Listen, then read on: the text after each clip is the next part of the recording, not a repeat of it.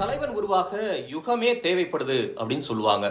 அப்படி கிரிக்கெட் யுகத்துக்கான ஒரு தலைவன் தான் மகேந்திர சிங் தோனி. அவருடைய பிறந்த நாள் இன்று. அவமானப்படுத்துறப்ப அழல, உலகமே கொண்டாடுறப்ப துள்ளி குதிக்கல, ஒரு மேட்ச் தோக்குறப்ப யார் மேலையும் பழிய போடல, மேட்ச் ஜெயிக்கிறப்ப யாருக்கிட்டையாவது கப்பை கொடுத்துட்டு ஒரு ஓரமா போய் நிக்கிறவர் தான் மகேந்திர சிங் தோனி. 2007ல ஜோகிந்தர் சர்மா கிட்ட ஃபைனல் ஓவரை கொடுக்கும்போது எல்லாரும் திட்டுனாங்க. ஆனா இந்தியா கப் வின் பண்ணுச்சு.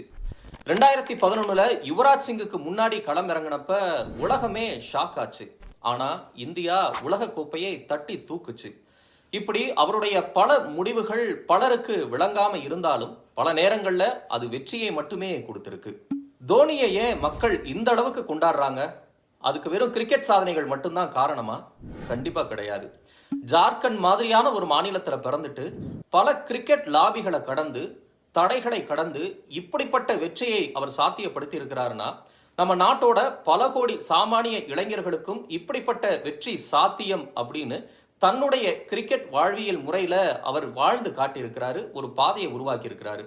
அப்படிப்பட்ட பாதைக்கும் நம்பிக்கைக்கும் உத்வேகத்துக்கும் ஒரு பெயர் இருந்தா அதுதான் மகேந்திர சிங் தோனி. என்னதான் ஜார்க்கண்ட்ல பிறந்திருந்தாலும் தமிழ்நாட்டோட தத்து பிள்ளை தல தோனி. தமிழ்நாட்டு மக்கள் அவர் மேல வச்சிருக்கக்கூடிய அன்பை பல இடங்கள்ல சிலாகிச்சும் பெருமையாவும் பேசியிருக்கிறாரு.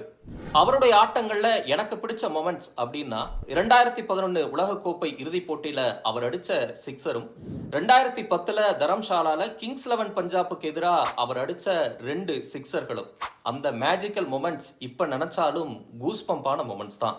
இப்படி எவனாலையும் செய்ய முடியாத சாதனைகளை செஞ்ச நம்பர் 7க்கு இன்னைக்கு பிறந்த நாள். இனிய பிறந்தநாள் வாழ்த்துக்கள் தல தோனி.